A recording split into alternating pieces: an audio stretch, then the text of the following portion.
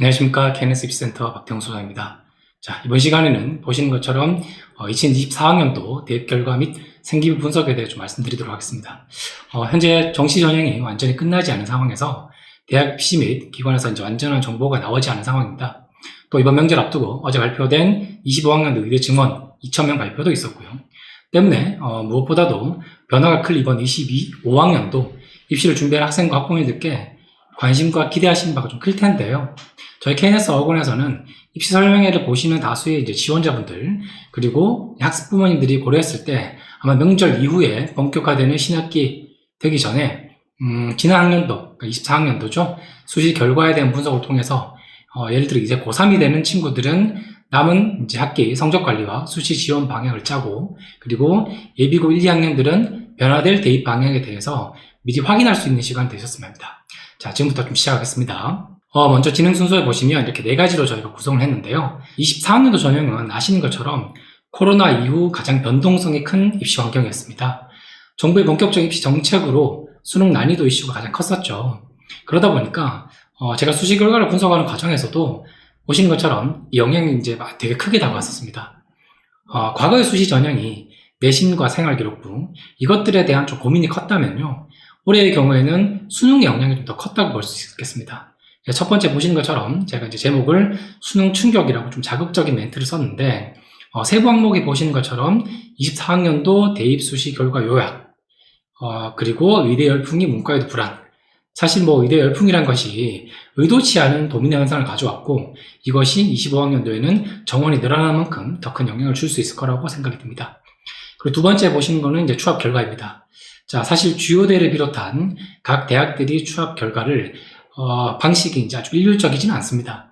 그리고 수시의 경우에는 대학별로 3차 혹은 4차까지는 이제 공식적으로 공개하는 학교도 있고, 그리고 전화로 연락을 돌렸던 경우에는 비공개가 원칙이죠. 그러다 보니까 서강대, 성대의 경우에는 수소 추합을 공개하지 않았고, 4차 이후 전합격자는 비공개 때문에 저희가 좀 취합을 하는데 좀 어려움이 있었는데요. 그럼에도 불구하고 대학에서 공개된 자료, 그러니까 공식적으로 나온 자료를 바탕으로 저희가 추합을 좀 모아봤고요. 그래서 서울대, 연대, 고려대, 한양대, 또 이화여대까지 24학년도 수시 추합으로 본 입시 결과를 좀 분석해봤습니다. 그리고 세 번째는 이제 당락 기준이라고 제가 표현했습니다. 사실 이게 제일 모호한 표현인데요. 20년도 이전에는 입시가 이제 누가 수시를 지원한다면 내신보다는 활동과 수상이 중요한 시기였죠. 이후에 코로나가 오면서 20년도, 21년도 오히려 내신이라는 숫자 지표가 더 중요한 시기였다고 볼 수 있습니다. 실제로 저희 KNS 입시센터에서 지난 5년간 강좌 및 컨설팅 자료를 좀 분석해보면 내신 위주의 시기와 그리고 생기부 반영 비중이 증가한 시기가 확연히 구분될 정도였어요. 그게 저희가 보는 게 이제 20년도 코로나를 기준으로 한다는 거죠. 그래서 중요한 그 생기부가 무엇이고 어떤 역할을 하는지 보여드린 것이 바로 이 3번 항목의 어떤 큰 목적이라고 보시면 되고요. 그래서 제가 조금 당락 기준이라고 좀 거창한 표현을 썼지만, 그럼에도 불구하고 24학년도 수시의 경우에는 일부 대학, 전형에 준비하는 다수의 학생들이 이미 학교에서 진학상들을 받으면서 결정한 내신 위주의 지원보다는 강좌를 본인의 희망이나 의지로 특정 학과나 대학을 선택한 학생들이 좀 많았었습니다. 특히나 특목고 학생들의 경우에는 저희 이제 학원에 다니는 친구들이 많죠. 그럼에도 불구하고 내신이 낮았음에도 스카이 대학을 지원한다거나 또 연세대학교 국제학부의 경우에는 본인의 의지로 또 지원하는 친구가 많았는데, 이런 경우에 내신보다는 생기부가 좋았던 사례들이 제법 보였습니다. 그래서 그런 사례들에 대해 좀 말씀을 드리겠습니다. 그리고 마지막으로 25학년도 준비하는 올해 우리 KNS 어학원 입시센터에 준비하고 있는 강좌 및 프로그램에 대해서 간단히 설명을 드리고 마무리하는 걸로 하겠습니다. 자, 먼저 첫 번째 보시겠습니다. 수능 충격으로 인한 변화, 그리고 제가 4가지 항목으로 좀 설명을 드릴 텐데요. 먼저 수능입니다. 제가 제목에는 고난도 수능으로 수능 수시 최저 조건 미충족, 그리고 자발적 등록 포기가 많았다라고 이렇게 표현드렸는데, 수능 난이도가 상당히 어려웠죠. 그러니까 언제나 어려웠던 수학이나 과학을 제외하더라도 이번 수능에서는 국어와 영어 난이도가 높았고, 특히나 영어의 경우에는 이제 31번과 같은 킬러 문항이 불릴 정도로 학생들이 좀 힘들게 했었죠. 그러다 보니까 상위대를 준비하는 문과, 이과 학생들 모두가 영어 1등급 받는 게 좀 쉽지는 않았습니다. 그럼에도 불구하고 우리가 문과의 경우에는 또 수능 최저에서 영어 1등급을 반드시 요구하는 대학들 때문에 사실 우리가 면접까지 잘 보고도 뭐랄까요? 수능 조건 때문에 탈락하는 친구들이 좀 많았었습니다. 그래서 보시는 것처럼 고난도 수능 때문에 최저를 맞추지 못하는 학생들이 많았고, 오히려 성적이 잘 나온 학생들은 자발적 등록 포기. 여기서 말씀드리는 거는 이제 수시내 다른 쪽으로 이동하는 거겠죠. 상위대 진학으로 수시 이탈이 많았고, 그렇기 때문에 2월 인원이 큰 폭으로 증가했다. 이런 맥락으로 좀 보시면 되고요. 상황이 이렇다 보니 정시에도 영향을 줄 수밖에 없죠. 그래서 제가 두 번째 항목에서 이제 표시했던 것처럼 상위대 입학을 위해 학과 한겹시 문과 침공이 심화했다. 사실 이 부분은 문과에서도 수시를 포기하고 수능이 잘 나왔을 경우에 정시로 넘어가는 경우, 이제 그 이외의 경우라면 이과 학생인데 소위 이제 수능 점수가 어느 정도 되고 문과보다 좋은 성적을 얻을 수 있으니까 정시에서 문과로 들어온다. 그래서 문과 침공이라는 표현을 썼죠. 특기자의 경우에는 아무래도 그런 상황이 좀 더 많이 작용했던 것 같습니다. 그래서 뭐 정시의 경우에는 이따 설명을 드리겠지만 정시 연세대 국제 계열의 많은 학생들이 이과 학생들이 지원했다. 그리고 세 번째 보시는 것처럼 특기자의 경우에는 국제학부 그리고 이화여대의 어학특기자 이런 경우에 어학 내신 비중이 좀 증가했다. 이런 식으로 설명을 드릴 수가 있고요. 마지막에 보시는 것처럼 이런 분위기들 때문에 이제 생기부가 더 주목이 될 수밖에 없겠죠. 그래서 과거의 생기부가 아까 제가 초반에 말씀드렸던 것처럼 전공 적합성이 되게 중요했다면, 그리고 올해의 경우에는 어떻죠? 24학년도의 경우에는 전공 적합성보다는 교내 다양 활동, 그게 뭐 창의 체험 활동이 됐든 아니면 교과 세특이 됐든 수행평가를 통해서 굳이 우리가 전공을 찾아가야 될 필요는 없다는 거죠. 그런 면에서 좀 변하게 했었는데요. 이것도 뒤에서 좀 상세하게 설명드리면서 말씀드릴 수 있도록 하겠습니다. 자, 첫 번째 항목 좀 자세히 보겠습니다. 24학년 대 결과 요약이라고 제가 표현을 했는데요. 자, 첫 번째 보시면 국제학부 추합 인원이 역대 최고였습니다. 자, 하단이 23학년도, 그러니까 재작년 학생이죠. 그리고 상단이 24학년도, 지난해 입시를 준비하는 고3들이었습니다. 보신 것처럼 연세대 국제학부는 특기자 전형에서 개별 모집 단위가 가장 큰 전형 중에 하나입니다. 그래서 매년 예비번호, 소위 추합이라 불리는 인원들이 많이 이제 합격이 됐었는데요. 그럼에도 불구하고 재작년에 비해서 작년, 그러니까 24학년도 수능이 수시에서 충원이 상당히 많았습니다. 자, 1차에서만 58명 정도가 됐고요. 2차, 3차로 넘어가면서도 여전히 학생들이 많았다. 그래서 이제 우리가 이런 면들을 통해서 특기자가 전체 정원이 117명이라고 했을 때 소위 3분의 2 이상이나 되는 인원들이 특기자에서 국제학부를 지원했지만 이탈했다. 이거는 이제 뒤이어 나오는 우리 학생부 종합 전형의 다른 전형으로 높은 학과를 썼다면 충분히 이동할 가능성이 있다는 것을 말씀을 드릴 수가 있고요. 그리고 이제 오른쪽에 보시는 고대의 경우에는 또 다른 방식입니다. 자, 학업부 수행의 경우에는 충원 규모가 좀 늘었습니다. 연대에 비해서 그 숫자는 상당히 적은 편이죠. 그럼에도 불구하고 재작년, 그러니까 23학년도가 되겠죠. 같은 국제학부를 놓고 봤을 때 학업부 수행의 경우에는 우리가 1차의 경우가 3명 정도밖에 없었는데 작년의 경우에는 2차, 3차까지 해서 인원이 훨씬 더 큰 폭으로 늘어났죠. 이 말은 지난해보다 그러니까 수능 최저 조건이 4합7에서 4합8로 수능 조건이 완화되었음에도 불구하고 이번 수능이 어렵기 때문에 고대 국제학부의 경우에는 이탈이라기보다는 수능 최저를 충족하지 못해서 탈락한 학생들이 많았고, 그런 경우에 이제 충원으로 좀 이어졌지 않을까 이런 생각을 할 수 있겠습니다. 추가로 25학년도부터는 고대 학업부 수행의 경우에 면접이 폐지되죠. 그래서 24년도인 올해 25학년도를 준비하는 이제 고3이 되는 친구들의 경우에는 고대 학업부 수행을 지원하게 될 때에는 100% 서류 전형으로만 선발을 하는 이런 전형의 변화도 있으니까요. 올해 아깝게 실패한 경우에는 수능 최저 조건 자체가 이제 완화됐으니 면접이 또 없어졌으니까 한 번 더 기회를 볼 수가 있겠고, 그리고 고3의 경우에는 면접보다는 서류로만 선발한다는 의미는 다른 말로 얘기하면 경쟁이 더 치열해질 수 있으니 이런 부분도 함께 고려하실 필요가 있겠습니다. 자, 이제 두 번째 보시겠습니다. 정시 문과 침공 심화. 자, 제가 앞서 가볍게 설명드렸던 내용인데 제가 이렇게 말씀드렸던 구체적인 이제 근거랄까요? 보시는 것처럼 정시 국제계열 인문과 그리고 하스, 원래 연대에서 지난 5월에 발표한 정시 요강에 따르면 원래 모집 인원이 5명과 11명이었습니다. 근데 수시 2월 인원이 각각 6명과 82명까지로 늘었어요. 그러다 보니 정시 국제계열에서 뽑는 소위 국제학부 그리고 융합사회가 계열의 모집 인원이 11명과 93명으로 각각 늘어나게 됐습니다. 우리가 더 주목할 만하게 보게 될 거는 하스 인원이 93명까지 늘어났다는 거죠. 개별 학과가 아니라 사실 모집 계열이 단과 대학에 버금가는, 그러니까 그러니까 하스는 계열이죠. 이제 계열이다 보니까 93명이 그렇게 크지 않다고도 느낄 수 있을 텐데요. 그럼에도 불구하고 수시 2월이 82명이 늘어났다? 이건 이제 상당히 좀 큰 의미로 좀 보셔야 될 것 같습니다. 사실 아시는 것처럼 우리가 수시 내에도 결혼이 발생하면 내부적으로 1, 2, 3차를 통해서 충원을 하는데요. 그럼에도 불구하고 수시에 정시로 넘어간 인원, 그러니까 수시를 마감하고 정시로까지 넘어간 인원이 82명이나 됐다? 그리고 종합적으로 정시가 반영된 인원이 93명이나 됐다? 이거는 상당히 큰 변화를 볼 수 있습니다. 그리고 중요한 것은 이제 제일 오른쪽에 보이는 이과 지원자 현황인데요. UD 입문의 경우에도 우리가 이제 시험 문제는 사실 이제 영어 지문 1개, 그리고 한국어 지문 2개, 뭐 그림과 지표가 나오기도 하죠. 그러니까 UD와 하스는 또 시험 문제가 같고요. 다만 정시의 경우에는 이제 시험 문제에 대한 답변을 한국어로 한다는 특징이 있음에도 불구하고 UD 입문 하스의 경우에는 사실 대학을 입학하게 되면 대부분의 수업들을 영어로 들을 수밖에 없습니다.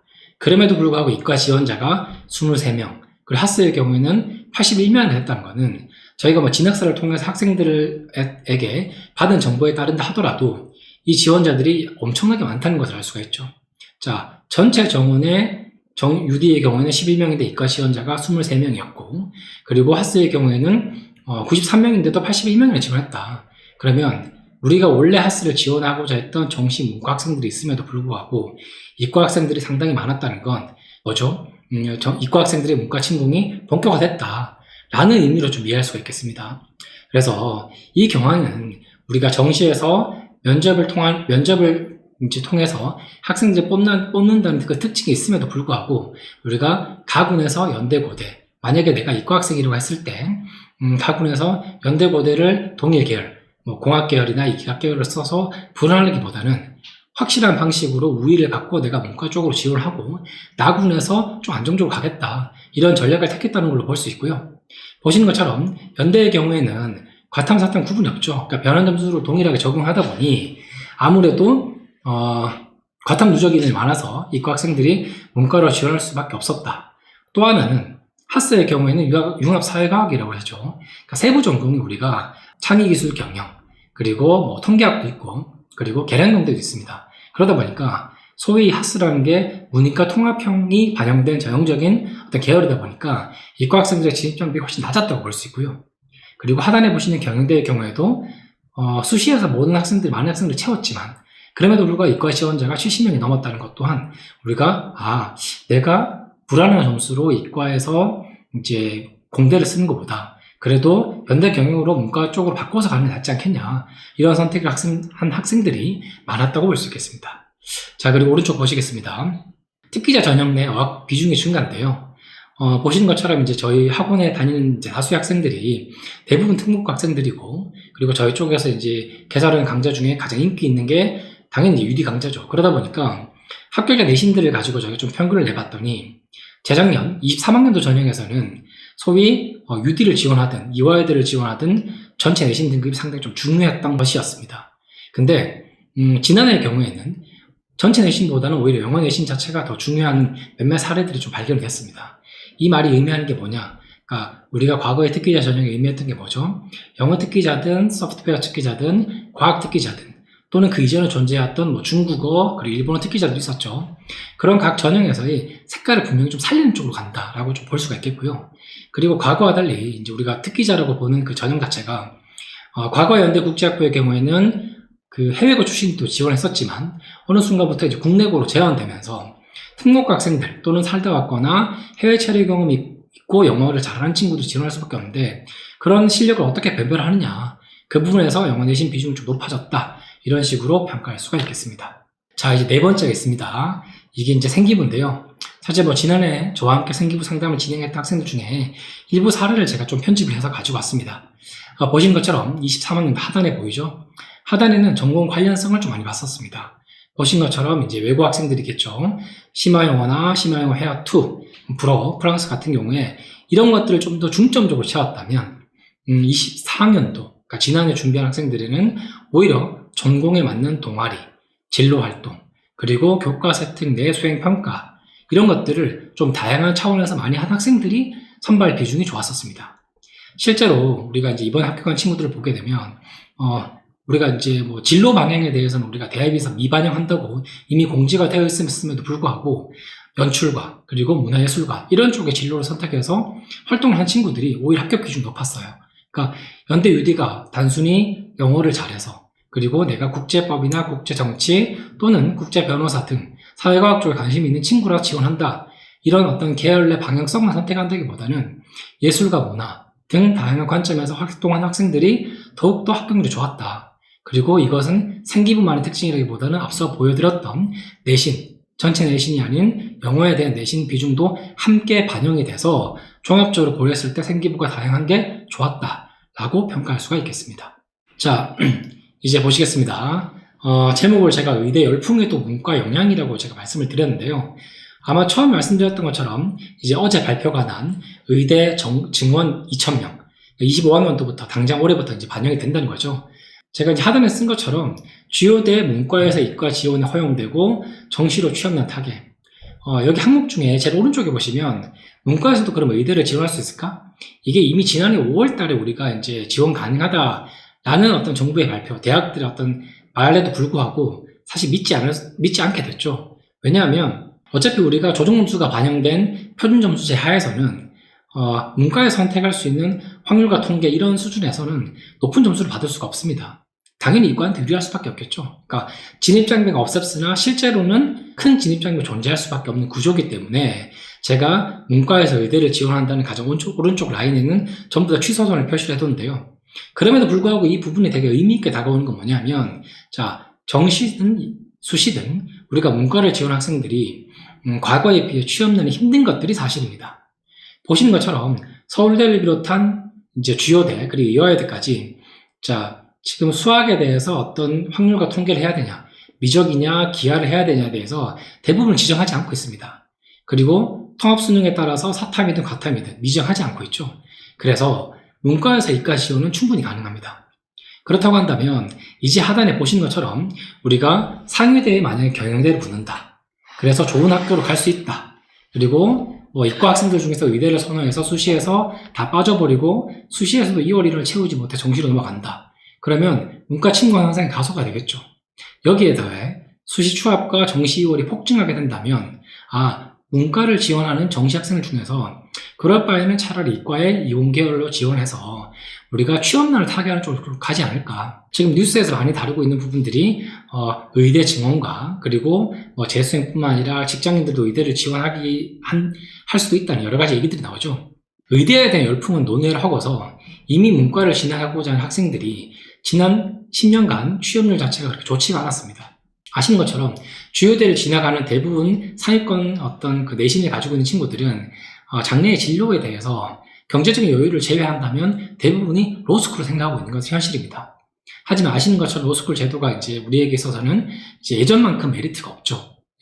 그러다 보니까 문과 학생인데 소위 높은 내신을 가지고 있는 친구라면 그럴 바에는 수시에서 좋은 결과를 보는 것보다 오히려 정시가 가능하다면 정시로 이과를 교차 지원해서 공대나 이과로 가서 좀 취업을 잘 될 수 있는 쪽, 요즘 인기가 있는 공학 계열이나 인공지능, 반도체, 물론 이제 이과에서 다시 배워야 되는 어떤 어려움이, 수학이나 이런 것들에 대한 어려움이 있겠지만 취업을 생각한다면 문과 학생들도 요즘에는 이제 대학을 다니면서 코딩을 배우는 경우들이 많기 때문에 이런 분위기의 변화도 생기지 않을까, 저희가 좀 조심스레 예측할 수 있는 부분이라고 볼 수 있겠습니다. 자, 이제 두 번째 항목입니다. 제가 취업 결과라는 코너로 좀 표시를 했었는데요. 실제로 취업 결과까지 열어보니까 저희가 생각했던 것보다 분위기가 좀 많이 달랐었습니다. 물론 지난해와 비슷한 유형의 어떤 취업 인원이 나온 학교들도 많았었는데요. 먼저 보신 것처럼 자연계열 수시 이탈률이 상당히 심했습니다.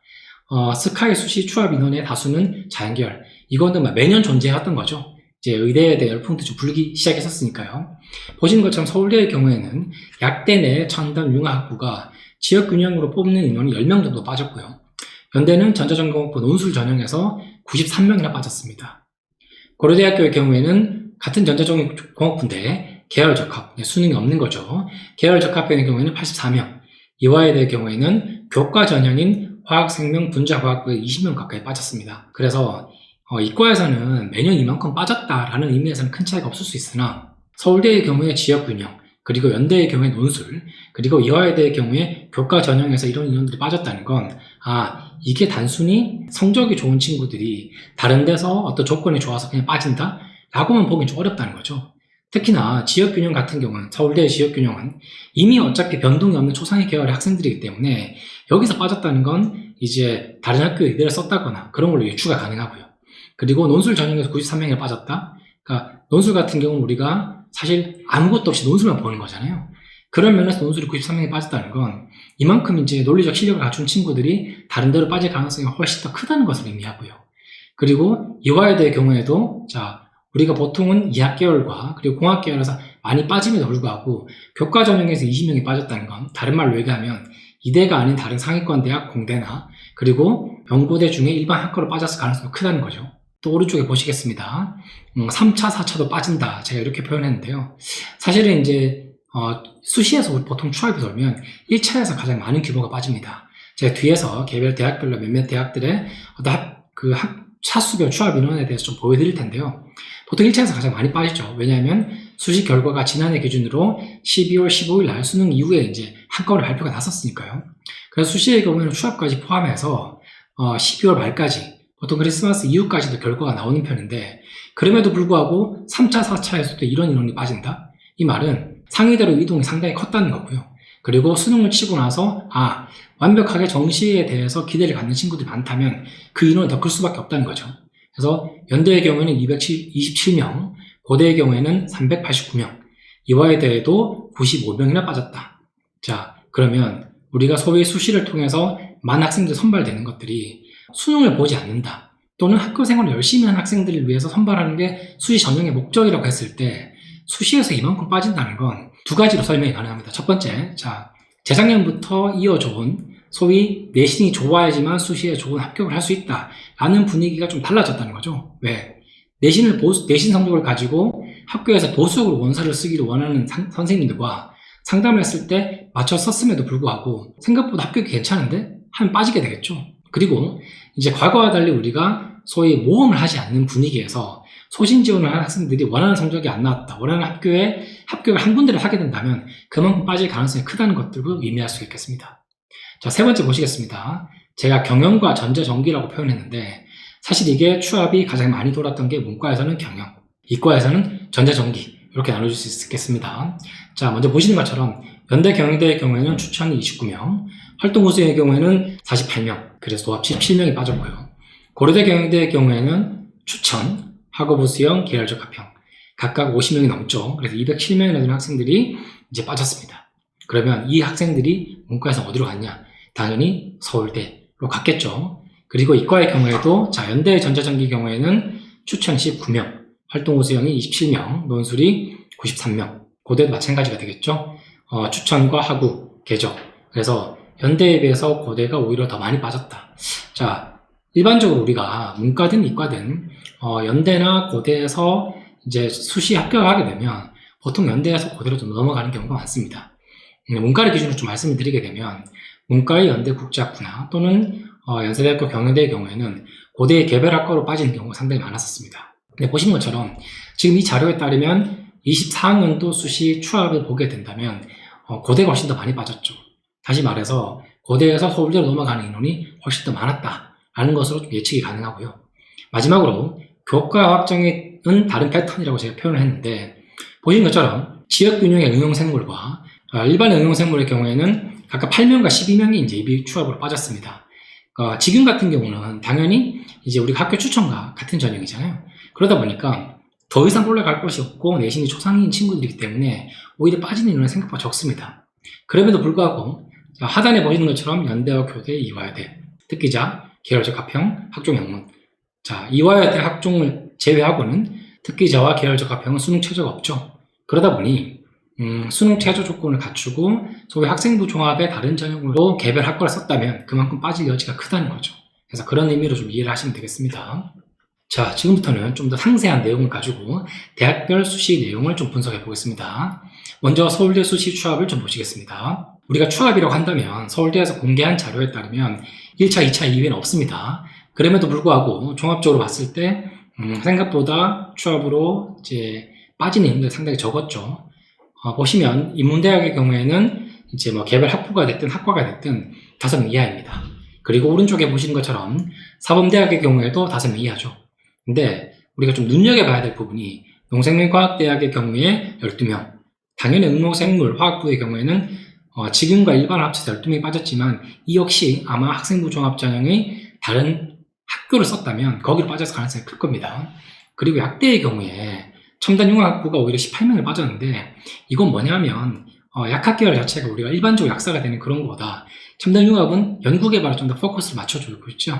그러다 보니까 약대 이렇게 붙을 바에는 뭐 다른 학교 의대나 그리고 약대 수의대로 가겠다 뭐 이런 식의 어떤 원서 지원 구성이 있었을 것이고 그 근거에 의해서 빠졌을 것이라고 예측이 가능하고요. 서울대의 경우에는 오히려 더 빠질 곳이 없기 때문에 보시는 것처럼 아주 간단합니다. 근데 이제 두 번째 보시는 연대의 경우, 자, 제가 전체적으로 추합 인원과 그리고 추합 계를 정리하고 이렇게 파란색과 빨간색 박스를 통해서 좀 말씀을 드릴 텐데요.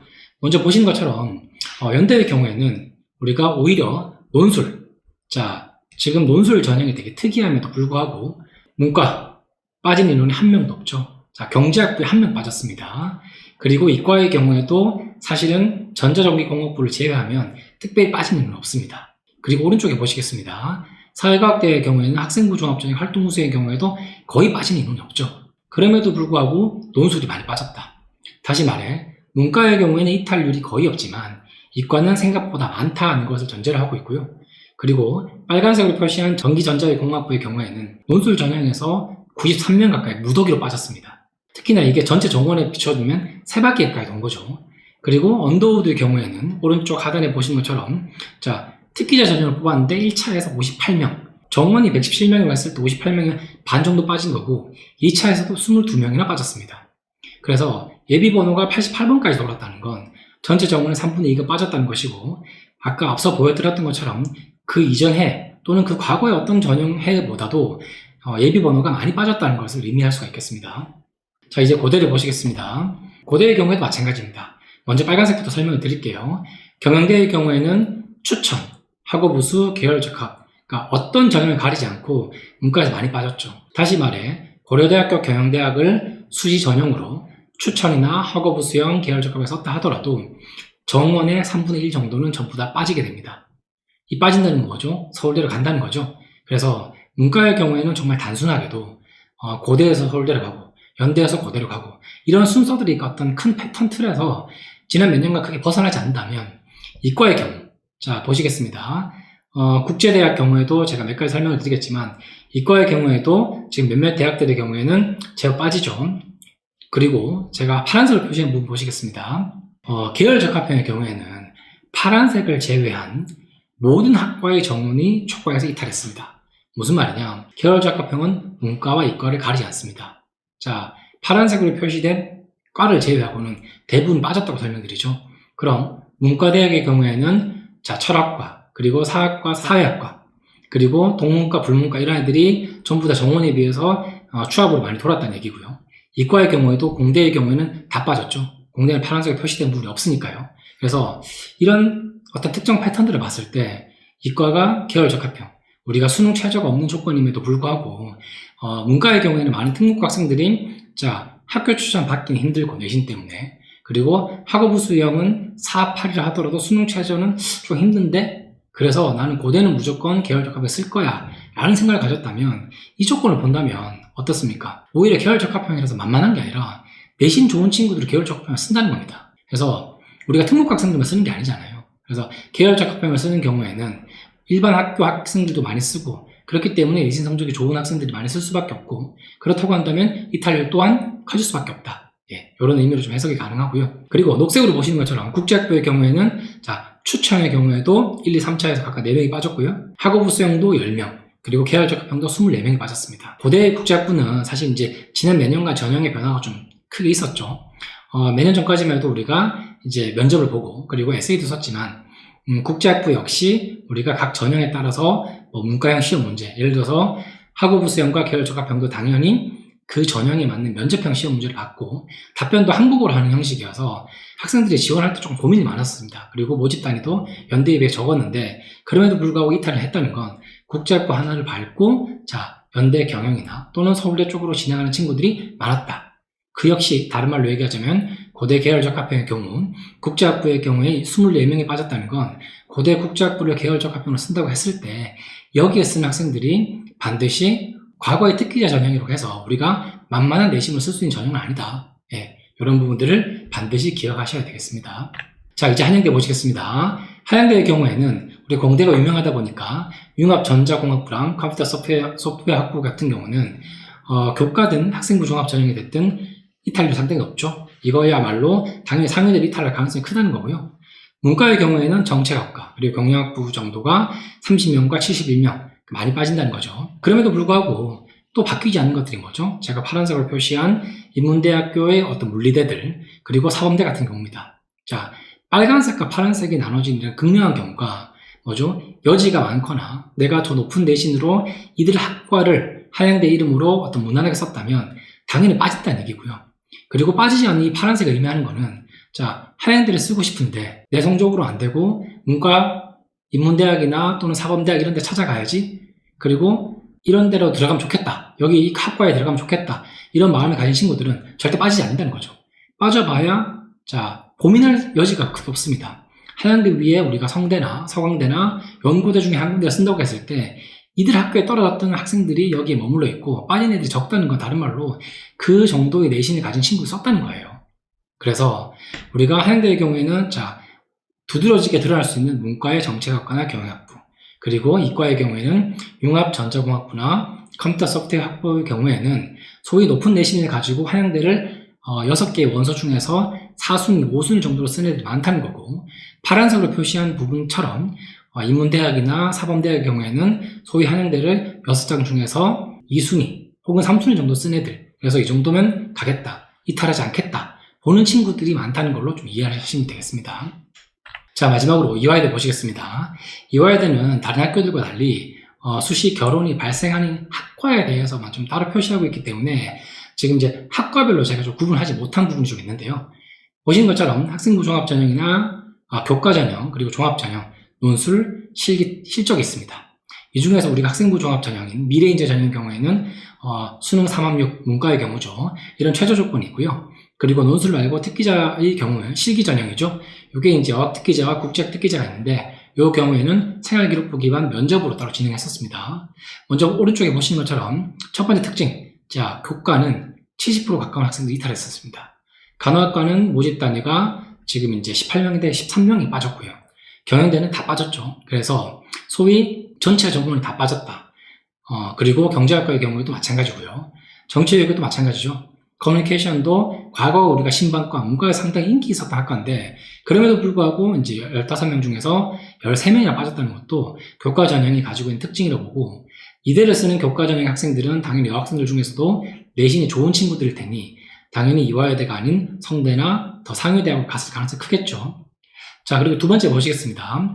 학종 같은 경우는 50% 이상이 빠졌습니다. 학생부 종합 전형은 교과보다 왜 낮은 정도로 빠졌냐? 말씀드렸던 것처럼 이제 수능 최저 조건 3학력6이라는 조건 때문에 그런 부분도 작용했을 거고요. 그리고 보신 것처럼 자, 스크랜턴의 경우에는 56%, 영문과의 경우에도 14%나 빠졌죠. 그러니까 50명 정원인데 이화여대 학생부 종합전형 영문과를 쓰는 친구들은 수능 최저 3학력을 마쳤음에도 불구하고 37명이나 빠졌습니다. 이 말은 내신이 제법 되고 수능 최저도 갖출 수 있는 친구라면 더 상위대학으로 갈 가능성이 크다는 얘기죠. 자, 그리고 마지막에 보시겠습니다. 특기자 전형, 이게 이제 어학 특기자가 되겠죠. 오른쪽에 보시는 실기 실적이 되겠습니다. 일단 국제학부는 54명을 뽑는 올해 마지막 전형입니다. 자, 25학년도부터는 이화여대 국제학부가 45명 정도로 특기자 전형을 뽑게 되고 나머지는 학생부 종합 전형으로 인원이 편제가 되는데요. 그럼에도 불구하고 과거의 이화여대 국제학부가 지난 20년도, 21년도까지만 해도 54명 정원 중에서 예비번호가 60번, 70번대까지 돌았다면 이제는 절대 그렇게 돌지 않습니다. 예.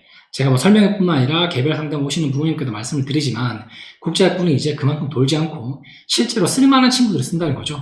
그래서 뭐 영어로 진행되는 면접이 어떤 나름의 진입장벽을 작용한다 하더라도 특목고 학생 그리고 일반고 학생들 중에서 영어가 어느 정도 되는 친구들이 많이 씀에도 불구하고 21명 정도밖에 안 빠진다는 건 당연히 이대를 쓰는 학생들 중에 이대 특기자 전형으로 국제학부를 쓰는 학생들 중에 이제 예전처럼 높은 내신을 가진 친구들이 많이 없다. 이런 식으로 좀 이해할 수가 있겠고요. 그리고 보신 것처럼 불문과의 경우에는 특기자 전형으로 어학 특기자죠. 한국어로 이제 생활기록부 기반 면접을 보게 되는데 10명 정도는 6명 정도 빠졌습니다. 오히려 동문과 같은 경우는 한 명도 안 빠졌죠. 그래서 만약에 외고생인데 내가 여학생이고 이화여대를 어학특기제로 쓰게 된다면 독일어과를 지원했었다, 동문과를 지원했다면 안 빠진다. 실제로 간절하고 갈 만한 친구들이 썼을 것이고요. 불문과의 경우에는 그래도 소위 불문과를 가거나 아니면 주변의 다른 대학, 그게 뭐 한양대가 됐든 서강대가 됐든 성대가 됐든, 그래서 이제 더 사회학이나 취업을 고려할 만한 학과로 빠졌다, 이런 식으로 좀 이해할 수가 있겠죠. 그래서 이제 지금 보시는 것처럼 저희가 서울대를 비롯해서 연고대, 그리고 이제 취업이 공개가 되지 않거나 확실하게 나오지 않은 몇몇 학교를 제외하고는 저희 이대까지 분석을 해봤는데요. 이대까지 해서 수시 취업으로 바라본 이번 수시 전형 24학년 특징은 앞서 말씀드렸던 것처럼 과거에도 그랬고 지금도 그렇지만 대거 이탈이 한 게 사실입니다. 근데 그 대거 이탈의 어떤 목적이란 것들이 지난해 그 이전까지만 해도 문과에서는 경영대, 그리고 이과에서는 공학부.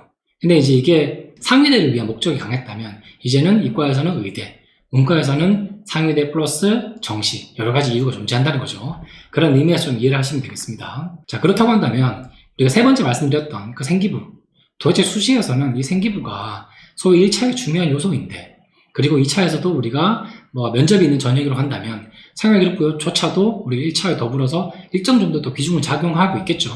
그러면 이제 어떤 식으로 결과가 좀 나눌까? 이거는 이제 저희 학원에서 진행한 지난 1, 2년간, 그리고 이제 과거에 쌓였던 데이터를 통해서 좀 저희가 정리한 부분인데요. 먼저 보신 것처럼 중앙에 교과 내신이라는 집을 가운데로 두고 왼쪽이 창의체험 활동, 오른쪽이 이제 교과 세특 관련된 부분입니다. 자, 동그라미 안에 적혀 있는 숫자는 저희가 판단하기에 나름 비중이 이 정도다라는 걸로 보시면 되고요. 먼저 보시는 것처럼 왼쪽에 자율활동 보겠습니다. 제가 학교 유형별로 좀 이제 많이 나왔던 키워드를 좀 정리한 부분인데요. 일반고의 경우에는 전교 학생회 자치위원, 그러니까 학생회에서 자치위원. 왜냐면 일반고 같은 경우는 자율활동할 여지가 많지가 않죠. 그래서 다수의 학생들이 자율활동 중에서는 학생회 위원들이 활동을 많이 합니다. 그 뭐 위아부가 됐든 뭐 선도부가 됐든 많이 하는데, 외고의 경우에는 학급 회장이나 국제부장, 그리고 국제의 경우에도 자치회나 특색활동. 자율활동의 경우에는 개인이 한 자율활동이 아니면 당연히 생활기록부 반영이 되죠, 대입에. 동아리 활동 보겠습니다. 일반고의 경우에는 진로독서반이나 언론시사부 같은 것들이 있고, 외고는 영자신문반, 시사토론 동아리. 사실 외고의 경우에는 영자신문이나 시사토론, 이게 제일 많았었습니다. 그리고 국제고 같은 경우는 모의재판이나 영어 멘토링. 그래서 동아리의 경우에도 이제 우리가 학생들끼리 만든 자율 동아리가 아니라 학교에 공식적으로 존재하고 있는 동아리의 경우에는 생활기록부를 통해서 대입이 충분히 반영이 되기 때문에 당연히 그 비중 역시 자율활동과 마찬가지로 30%라고 저희가 봤고요. 그리고 진로활동의 경우에는 일반고는 진로 설계 학습, 실습을 많이 했었고요. 외고는 이제 전공어별로 우리가 진로 심화스터디, 보신 것처럼 전공 심화스터디나 명사초청 강연을 통해서 진로활동에 대해서 내가 가늠을 해본다. 자, 여기서 우리가 중요하게 봐야 되는 건 뭐죠? 진로에 대한 희망 진로 분야, 이거는 대입에 반영이 안 되죠. 그래서 제가 비중을 20% 정도로 줄였습니다. 국제고 경우에는 원서 번역 발표, 그리고 진로 탐색과 관련된 독서 활동 정도로 정리가 할 수 있겠고요. 그리고 마지막에 행동 특성의 종합, 이건 사실 이제 담임 선생님이 쓰시는 학년 말 마지막 부분인데, 그러면 이 부분에서도 어떤 표현들이 들어갔던 애들이 좀 많이 합격을 했을까? 저희가 이제 지난 5년간 가지고 있던 생기부들 1000건이 넘겠죠, 당연히. 그런 것들을 통해 좀 분석해봤더니 일반고의 경우에는 학교 선생님들이 써놓은 행동 특성에 대해서 학습 규칙을 준수를 잘한다. 그리고 교육관계가 원만하다는 표현이 적시된 학생들이 합격률이 좋았었습니다. 그리고 외고의 경우에도 성격이 온순하다, 경청하고 배려한다. 아마 외고가 가진 특색을 좀 반영하지 않을까, 이런 의미도 되고요. 그리고 마지막에 나오는 창의적 사고. 그래서 이제 학교 선생님들이 기입해 놓은 내용들을 보게 되면 어떤 주제나 또는 문학 시간에 배운 어떤 내용들에 대해서 다양한 방식들로 친구들에게 발표를 했다. 친구들에게 알려주기 위해서 뭘 했다. 이런 표현도 좀 많이 들어갔었고요. 그리고 국제고의 경우에는 과제에 대한 집중력이 좋았다. 진로 분석과 학습을 잘했다. 이런 표현들이 들어갔을 경우에 전체적으로 비슷한 조건의 내신을 가진 친구라고 했을 때 생기부를 가지고 1차적으로 통과하는 비중이 더 높았다. 이렇게 볼 수가 있겠고요. 자, 이제 오른쪽에 보시겠습니다. 오른쪽은 교과 세트의 경우인데요. 이걸 저희가 지금 주요 과목과 탐구 영역, 그리고 외국어, 진로 선택 교과목 정도 제가 좀 구분했는데, 이 구분 기준이 반드시 대입에서 어떤 같은 기준으로 볼 수 있다고 어렵고요. 그러다 보니까 비중을 제가 가장 높이 봤던 40%, 당연히 주요 교과가 되겠죠. 아시는 것처럼 우리가 수시 전형에서는 연대는 국영수 가사와 같은 주요 교과목을 보지만 나머지 대학들은 전교과를 다 보는 게 정설입니다. 그럼에도 불구하고 우리가 주요 교과를 좀 먼저 보는 거는 당연히 교과 내신과 별개로 세부 특기 사항이라는 그 분야에서 학생의 수행 평가를 통해서 학교 교과 활동을 얼마나 잘 따라갔냐, 그리고 교과 내신 성적을 받기 위해서 학생들이 어떤 노력을 했느냐, 이런 부분들이 반영된 부분이기 때문에 보신 것처럼 국어에는 이제 권위문 작성, 그리고 문법 분석이나 화자를 좀 이해한다. 그리고 영어의 경우에는 구문과 문법에 대한 발표 비중이 상당히 높았고요. 그리고 교과 지문에 대한 분석을 좀 많이 했다. 수학의 경우에는 어떤 특정 개념, 교과 개념과 연계해서 우리가 학습 자료를 엮어서 어떻게 설명했다. 그래서 수학의 경우에는 특목고나 일반고를 가리지 않고 나왔던 공통적인 특징이 뭐냐 하면 교과서에 나와 있는 개념을 실생과 연계해서 어떤 수행평가를 했다. 이런 부분이 좀 많이 나왔었어요. 그래서 이걸 선생님들이 적어주시고 이거에 대한 좀 표현들이 많은 친구들이 좀 좋은 결과를 가지고 있었다. 그리고 이제 30%의 비중으로 탐구 영역이 되는데, 아시는 것처럼 우리가 이제 통합형 교과가 되면서 사회, 과학 골고루 다 배우죠. 그래서 문과의 경우에는 이제 생활 문제랑 연계되는 것들, 그리고 이과의 경우에는 특히나 이제 DNA, 그리고 뭐 크리스퍼 가비, 이런 표현들이 좀 많이 나왔었습니다. 그래서 뭐 화학을 선택했거나 물리를 선택한 친구들은 다른 표현이 들어갈 수 있겠지만, 그럼에도 불구하고 통합과학이 들어간 교과에서는 세특으로 학생들이 그래도 DNA 관련된 부분 좀 많이 했다. 이거는 이제 상위권의 경우든 중하위권의 경우든 어쨌든 의대를 비롯해서 생물에 관심 갖는 친구들이 과거에 비해서 분위기적으로 많아졌다. 이런 것들이 좀 반영이 될 것 같고요. 그리고 이제 외국어 계열, 요거는 이제 외고생들에 좀 더 맞춰져 있는 부분인데요. 특히나 심화영어의 경우에는 국가별 문화와 그리고 언어를 비교했다. 이런 부분이 많이 나왔었어요. 그래서 아마 이거는 학교에서 수행평가를 내실 때 학교 선생님들이 주시는 어떤 과제들의 패턴이 좀 비슷했거나 학교별로도 좀 비슷한 양상을 가지고 있었고요. 그리고 전공어의 경우에도 전공어 역사나 문화를 가지고 분석하는 과제들, 이런 수행평가들 많이 했기 때문에 어떤 이런 그 활동들을 한 학생들이 많이 붙었다라기보다는 대부분의 외고에서 진행하고 있는 외국어 계열, 교과서 특의 외국어 계열이 이런 수행평가들이 많기 때문이라고 저희가 유추할 수 있고요. 마지막으로 진로선택 과목인데, 사실 연대의 경우에는 진로선택 과목은 제외됩니다. 그리고 몇몇 대학들도 진로선택 과목을 제외되어 있지만, 그럼에도 불구하고 과제 탐구나 문화, 이런 부분에 대해서는 제가 공통적으로 이제 학생자 생기부가 나와 있기 때문에 봤을 때 과제 탐구는 통계 자료를 활용했다. 이게 문과, 이과 가리지 않고 많이 나왔었어요. 그래서 이런 부분 좀 참고하시면 좋을 것 같고요. 그리고 문화의 경우에는 언어권별 문화비고, 이건 당연히 외고나 특목과 좀 관련된 부분이겠죠.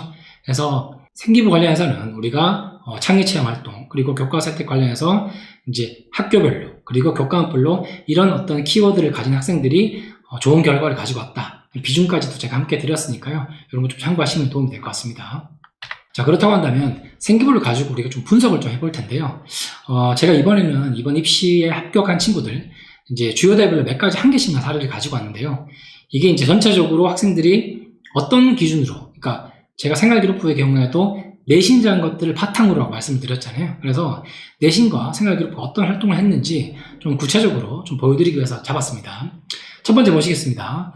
지역균형 전형으로 인문계 합격 학생인데, 이 학생 일반고입니다. 근데 이제 보시는 것처럼 내신 자체가 좋을 수밖에 없겠죠. 그리고 세택 관리가 아무래도 성적이 좋은 친구다 보니 이제 수행평가부터 비롯해서 꼼꼼하게 관리를 했을 것이고요. 보시는 것처럼 오른쪽에 전체 내신은 제가 주요 과목을 좀 상세하게 기재를 했죠. 학기별로. 그래서 문과 학생임에도 불구하고 수학 내신이 아주 좋았죠. 영어는 다 1등급이고, 사회교과의 경우에는 뭐 1, 2, 3학년 다 1등급입니다. 마지막에 3년 2등급 받은 거 빼고는 다 괜찮죠. 그리고 자율활동의 경우에는 이제 문예부, 그리고 화학 페스티벌이나 뭐 차장 부장, 그러니까 일관성 있는 자율활동을 했고, 동아리 같은 경우도 진로 독서반을 하면서 이제 브랜드 마케팅, 언어학 연구, 이런 것들은 사실 이제 특목고가 아니라 일반고에 하기 힘든 경우인데, 아마 이런 부분에 대해서는 학교 선생님들이 조금 더 칭찬을 하고, 그리고 세택에 대해서 상세하게 기재가 되어 있었기 때문에 대학에서 좋은 평가를 받았을 거라 저희가 유추를 하고 있고요. 그리고 진로 분야에 대해서도 건축예술인 소설가를 꿈꿨는데, 사실 지금 인문에 붙는다고 했을 때 조금은 색깔이 안 맞죠. 건축예술 이런 쪽이면. 그럼에도 불구하고 이 친구가 합격한 데는 제가 아까 말씀드렸던 것처럼 생활기록부가 전공과 무조건 맞춰져 있을 필요가 없다. 그리고 좀 다양한 방식을 추구하면 가능하지 않을까? 네, 그런 의미에서 제가 이 학생이 좀 눈에 띄었다라고 좀 설명을 드릴 수가 있고요. 두 번째 경우 보시겠습니다. 자, 연대 특기자 국제학부입니다. 이 학생의 경우에는 지난해 그러니까 재작년 졸업하고 작년에 재수를 한 친구인데요. 1, 2학년 때 내신이 상당히 좋았습니다. 그리고 동아리 활동도 꾸준히 열심히 했었고요.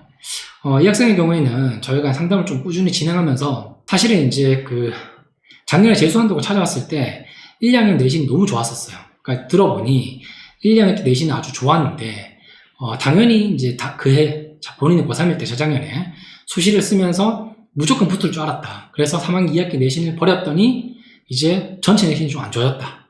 자, 오른쪽에 보시겠습니다. 전체 내신 3.6 정도 나오죠. 근데 1학년 때 2학년 내신은 되게 좋아요. 외고생인데도 불구하고 수학 내신이 2등급 나왔다는 거는 아주 잘했다는 거죠. 그럼에도 불구하고 3학년 때 수학 내신은 수학이 4등급, 사탐이 5등급입니다. 이게 왜 그러냐면 3학기 2학기 때 이제 성적을 내려놨기 때문이죠. 그리고 수시에 붙을 거로 본인이 이제 예상을 했기 때문에. 근데 그럼에도 불구하고 1학년 때 내신이 워낙 좋았으니까 내려가도 어느 정도 유지가 된 거예요. 그래서 자율활동은 당연히 연면했었고요. 동아리 활동도 여느 외고생이 그랬던 것처럼 시사 동아리나 토론이나 그리고 영자신문 같은 것들을 했었고요. 그리고 진로 분야가 법률과 교수, 행정입니다. 그러니까 사회과학 쪽이죠. 그래서 연대 유디는 엄계열이니까 영어만 잘하면 되는 거 아닌가? 사실 이 학생의 경우에 남학생이라서 영어가 좀 부족한 부분도 있었는데요. 그럼에도 불구하고 우리가 연대가 유디 세부 전공이 비교문화, 그리고 국제정치, 경제, 사회과학 분야도 분명히 존재하고 있죠. 그래서 그런 것들을 좀 잘 어필했고, 그리고 이 학생의 경우에는 특징이 교과서 혜택에 대한 연구가 좀 꼼꼼했어요. 그러니까 쓸데없이 좀 집요하다고 할까요? 그러니까 이 학생이 가지고 있는 특징들이 교과서 혜택에 좀 반영이 돼 있었고, 그런 집요함이 좀 연구 분야와 관련된 법률가, 교수, 행정 전문가 이런 쪽과 좀 연결이 되지 않았나. 그래서 좋은 결과를 이어졌고, 사실 이 학생의 경우에는 최초학보다는 이제 추가 모집으로 추합으로 예비 번호를 좀 앞단에 받아서 좀 빨리 합격한 케이스인데요. 그래도 이제 이런 생활 기록을 봤을 때 내신 자체가 우리가 항상 부모님들 고민하시는 게 이거죠. 1학년, 2학년, 3학년 갔을 때 늘 상향 곡선이어야 되느냐, 2학년 때 많이 빠졌는데 괜찮냐, 이런 질문들 많이 하시는데 이 학생의 경우는 3학년 때 많이 빠졌음에도 불구하고 합격을 했으니 이런 부분도 참고하실 필요가 있겠습니다. 자, 세 번째 학생의 경우입니다. 이 학생의 경우에는 이제 좀 과거에, 그러니까 3년 전에 저희 학생이었던 친구의 소개로 왔는데요. 심리학과실이었습니다. 아시는 것처럼 고대는 이제 심리학과가 몇 년 전부터 대학으로 단과대학을 변경되면서 인기가 좀 높아진 경우인데요. 그러다 보니까 경쟁이 치열하고 사실 예비도 많이 안 빠지는 케이스 중에 하나입니다. 그럼에도 불구하고 교과 내신이 좀 부족했습니다. 근데 학업부 수영이 면접 비중이 30%인데 잘 봤어요. 그리고 자율 동아리 진로 활동이 좀 다양했다. 자, 오른쪽에 보시겠습니다. 내신이 그렇게 높지 않습니다. 이게 이제 국제고에 내에서도 이 정도 내신이라고 했을 때 반드시 고대를 쓸 수 있다? 사실 학교 선생님도 좀 말렸던 사안이라고 저는 들었는데요. 수학 내신 자체가 1학년, 2학년 때 높지 않죠, 지금. 5등급, 4등급. 외고생에 비해서는 좀 괜찮은 편인데, 그럼에도 불구하고 자율활동에는 자취회, 그리고 인문학 아카데미, 동아리도 시사토론, 영자신문반, 그리고 진로학 분야에는 언론, 심리학자, 인류학. 그러니까 지금 지원 전공과 맞는 건 심리학자, 2학년 때 하나밖에 없죠. 그럼에도 불구하고 언론의 인류학 전공이라고 생각하고 본인이 한 활동들이 자서전 기반 독서활동, 그리고 진로특강 프로그램 참여했다. 그러니까 이런 다양성이 심리학을 연구하는 데 좀 도움이 됐다. 그렇지만 심리학과 측에서 학생을 보기에는 이런저런 문제에 골고루 관심을 갖는 학생이 우리 학과에 더 맞다라고 판단했을 것 같고요. 사실 내신만 봤을 때는 이 학생은 학교에서도 좀 반신 많이 했던 케이스인데 면접이나 여러 종합적인 상황이 고려가 됐음에도 불구하고 됐겠지만 저희가 보기에는 그래도 진로에 너무 맞춰져 있지 않다. 그러니까 과거에는 심리학과를 지원한 학생들이 반드시 심리학에 관심이 있다. 나는 뭘 하겠다. 심리학자가 되겠다. 무엇을 연구하겠다는 것들이 목적을 두고 만약 생기부에 기재가 됐다면 이 학생은 그렇지도 않았습니다. 그래서 오히려 이런 생기부 자체를 봤을 때 과거와 달리 생기부의 다양성이 더 많이 반영이 됐다. 이런 식으로 좀 이해할 수가 있겠고요. 그리고 마지막으로 이화여대 보시겠습니다. 이 학생은 이제 경기권 외고 학생인데요. 사실 이제 이화여대를 쓰는 친구들이 아까도 말씀드렸던 것처럼 상위 내신을 가진 친구들이 무조건 이대를 안점으로 쓰는 세상은 이제 지났습니다. 그러다 보니 이대를 쓰는 친구들이 특히 외고생 기준으로는 내신이 3점대 후반, 4점대 초중반들이 많이 쓰는데요. 그럼에도 불구하고 이 학생은 내신이 좀 많이 빠지는 편이죠. 근데 교과서 혜택에 대해 좀 잘 기재가 되어 있고 상당히 차분하게 면접을 잘 보는 친구였습니다. 자, 보시겠습니다. 전체 내신 4.7이니까 좀 많이 부족하죠. 그리고 수학의 경우에는 6등급, 7등급, 2학년 때는 7등급도 있죠. 자, 사탐의 경우에는 1학년 1학기 때 8등급이었습니다. 이게 외고라서 그렇다기보다는 사실 이 정도 내신이 나온다면 이대를 쓰기 힘들거나 2학년 때의 경우에도 생률이 지금 B였기 때문에 좋은 편이 아니에요. 그리고 3학년 때 가서도 국어 내신이 오히려 5등급, 수학 6등급, 그러니까 수학의 경우에는 모든 거 인으로 든 적이 한 번도 없죠.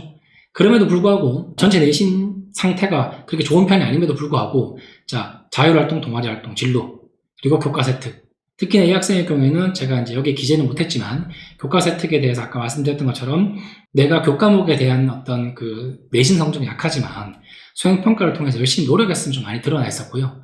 실제로 면접에서도 국제학부를 지원할 때 보통 영어로 질문 받지 않습니까? 이제 그런 경우에서 이제 교과서 혜택에 대한 몇몇 과목들, 뭐 내신이 왜 낮았냐, 그리고 수행평가 활동을 이렇게 왜 했느냐에 대해서 질문을 좀 차분하게 잘했던 학생이에요.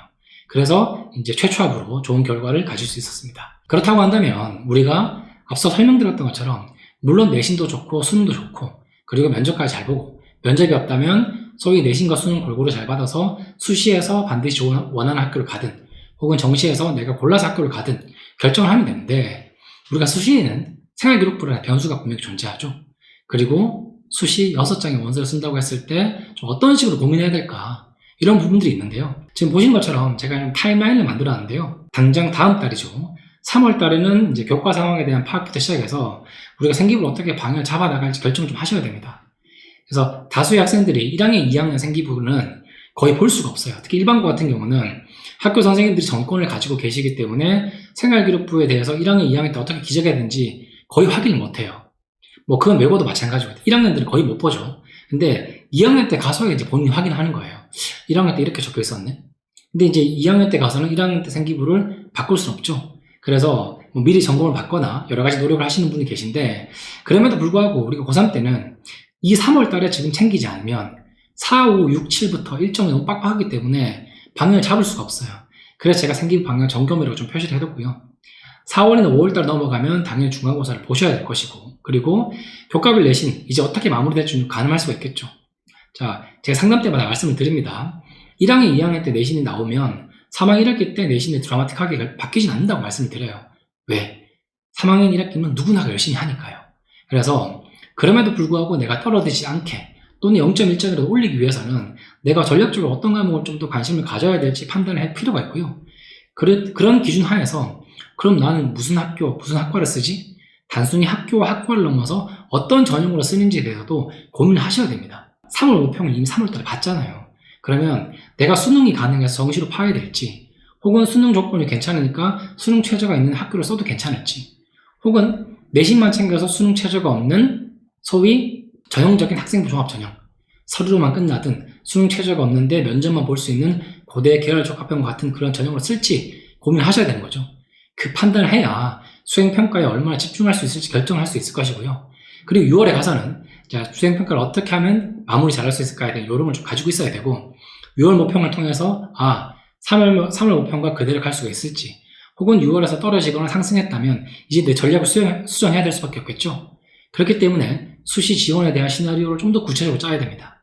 자, 학교에 대해서, 학과에 대해서 어느 전형을 쓸지에 대해서 좀 생각을 해봤다면 이제 생기부를 어떻게 마무리하면 좋을지에 대해서 판단해야 되겠죠. 자, 여기서 말씀드리는 생기부 작성은 이런 겁니다. 수행평가를 이미 했었기 때문에 생기부에 대해서 내가 어떻게 교과서 혜택을 쓸지에 대해서 스스로 어느 정도 시나리오를 잡아 놓으셔야 됩니다. 자, 당연히 학교 선생님이 쓰시는 생활기록부지만 고3의 경우에는 학교 선생님과 의견을 통해서 생기부 내용을 마무리할 수밖에 없습니다. 특목고 학생들은 제가 말씀드리지 않아도 더 잘하실 거고요.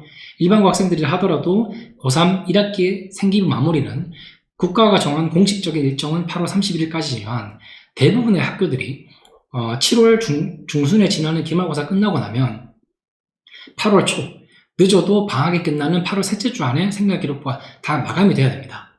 그렇다고 한다면 6월부터 나는 생기부를 어떤 식으로 마무리하겠다. 왜? 내가 수시 지원을 어떻게 할지에 대해서 대충 방향을 잡았기 때문에 당연히 예전처럼 지원 학과에 맞춰서 생활기록부를 정리하는 게 아니라 내가 지원하고자 하는 6개의 학교나 학과 다 같을 수는 없겠죠. 그럼 그런 전체적인 부분들을 골고루 아울 수 있는 쪽으로 이제 분위기를 잡아야 된다는 거죠. 그리고 이제 본격적으로 7월에 접어들게 된다면 기말고사를 통해서 이제 기나긴 고등학교 3년의 어떤 내신을 마무리하게 될 겁니다. 자, 기말고사까지는 무조건 학생은 내신에 집중해야 됩니다. 생기부 마무리는 6월달에 우리가 어느 정도 틀을 잡은 걸 가지고 마무리하시면 되고요. 그리고 방학을 하게 되면 본격적으로 면접 강제로 수강하게 되겠죠. 서울대 일반전형, 그리고 연세대학교 특기자, 국제학부, 학생부 종합전형 국제형, 그리고 고려대학교 계열 적합형, 그리고 25학년 전형부터는 우리가 한양대학교에서 면접이 30% 들어간 전형이 새로 생겼고, 이화여대의 경우에도 30%의 비중으로 우리가 면접이 있습니다. 특기자의 경우에는. 하지만 이화여대의 경우에는 생활기록부 기반 인성 면접이기 때문에 면접을 미리 준비하실 필요 없죠. 그러면 우리가 서울대, 연대, 고대를 준비한다고 했을 때 제시문이 나오는 면접 전형이라고 한다면 당연히 방학 때 잠시라도 준비하실 필요가 있고요. 그래서 7월부터 9월 사이에 9월 모평과 원서수까지 이루어지고요.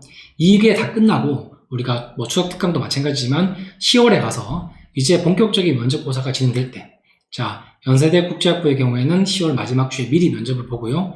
그리고 이화여대나 고대 계열 적합형을 제외한 나머지 대학, 이제 연대 국제형과 서울대의 경우에는 수능 이후에 면접이 있다 보니 당연히 10월, 11월은 그 전형에 맞게끔 우리가 1차를 통과했다면 파이널 강제로 수긍하실 필요가 있겠죠. 그런 식으로 강좌 컨설팅 일정은 우리가 고3 기준으로 제가 말씀을 드렸지만 3월부터 당장 다음 달이죠. 이제 올해 말인 11월까지 이런 플랜을 가지고 전략적으로 좀 접근해야 된다. 이런 말씀을 좀 먼저 드리고 싶습니다. 자, 이제 마지막 단계입니다. 올해, 그러니까 25학년도를 준비하는 올해 KNS 대입 강좌는 왼쪽에 보시는 것처럼 정규반과 오른쪽에 보시는 것처럼 파이널 강좌 두 가지로 구분된다고 보시면 될 겁니다. 자, 먼저 정규반의 경우에는 저희가 시간표를 이렇게 간략하게 표시를 해뒀는데요. 당연히 이제 시기가 되면 공개를 하고 안내를 드리겠지만 정규 강의를 통해서 우리가 봐야 되는 건 뭐죠? 자, 면접 시험에 나오는 것들이 전형적인 교과 개념입니다. 아마 다음이나 다다음 설명에서 과거 기출문제에서 교과 개념이 어느 교과에서 많이 나왔는지에 대한 비중을 가지고 제가 분석 자료를 보여드릴 거예요. 그래서 보시는 것처럼 우리가 문과의 경우에는 윤리와 사상 교과목에서 시험이 많이 나옵니다. 하지만 다수의 학교들이 윤리와 사상 교과를 우리가 내신 성적에서 사회탐구로 배우진 않죠. 왜? 어려우니까요. 그래서 사회문화 생물을 많이 배웁니다. 그럼 그 부족한 부분을 채우기 위해서 우리가 어떤 개념들을 활용해야 될 것인지에 대해서 이 정규 강의를 통해서 활용하시면 되고요. 그리고 자, 오른쪽에 보시는 파이널 강좌는 10월, 11월이죠. 대부분 수능 전후로 시험이 이루어지니까요.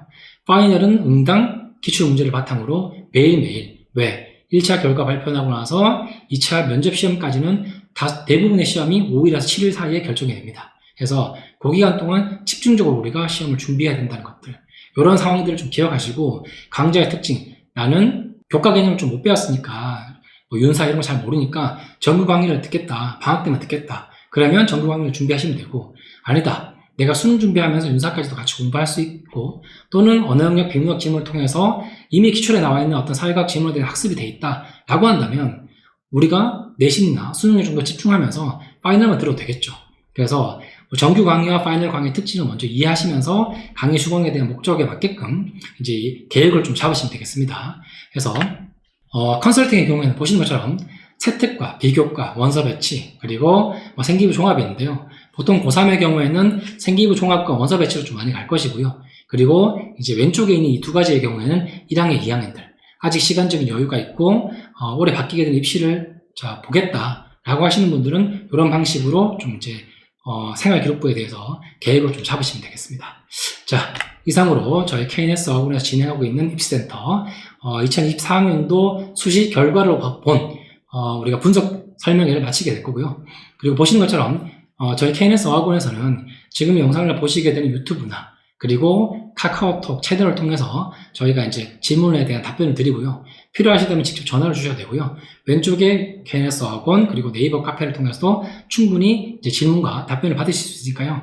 최대한 이번 입시에서는 필요한 정보를 많이 취합을 하시고, 그리고 이런 채널을 통해서, 다양한 채널을 통해서 학원에서 제공한 서비스를 잘 활용하실 수 있었으면 좋겠습니다. 자, 이상으로 마치겠습니다. 고맙습니다.